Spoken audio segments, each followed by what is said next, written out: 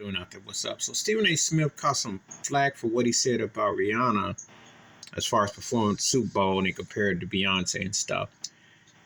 I don't clap for Stephen A. Smith and his book Straight Shooter. It's a hilarious title. However, I gotta give him dap if he was coming from this angle. No, Rihanna is not the singer Beyonce is, but she always had the street appeal. She was versatile as an artist, and she was able to loan her talents, which are limited, but they worked well in different levels, stylings. And I don't know because they're from the islands, I don't know the tone, but I'm going to say she always had the street appeal with folks, and her voice loaned itself. It's kind of like in a broke Donna Summers way, but she had that kind of appeal. But she could kind of spread her musically and get over, you know. But if, see, he was a straight shooter, he would come out and say that he doesn't think she's much of an artist, entertainer, which I don't. I think she's overrated. I'll tell it. She don't, you know.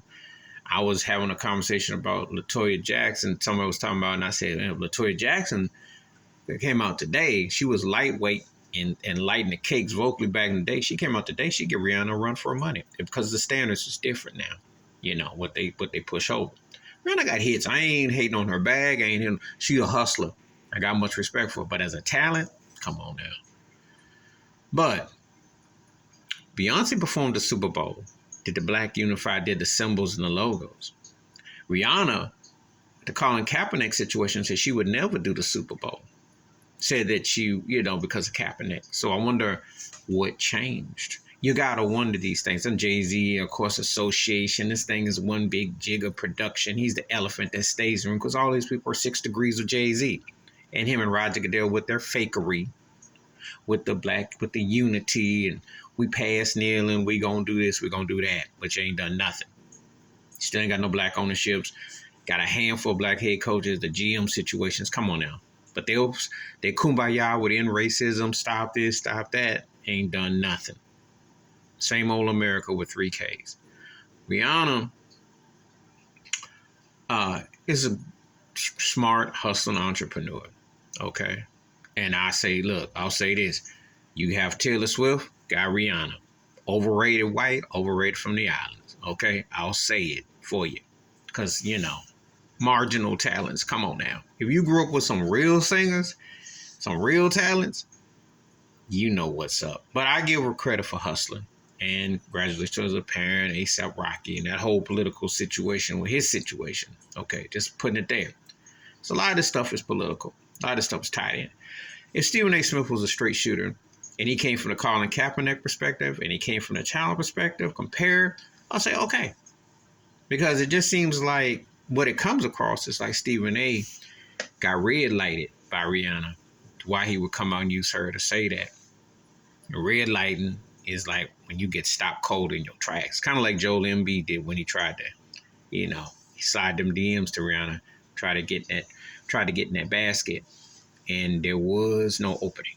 So, but there's a lot going on with that. But I don't think he should catch any heat. He just didn't clarify and explain it. He can't call her great and all that stuff. And then he mentioned Beyonce because they are similar, but they're different.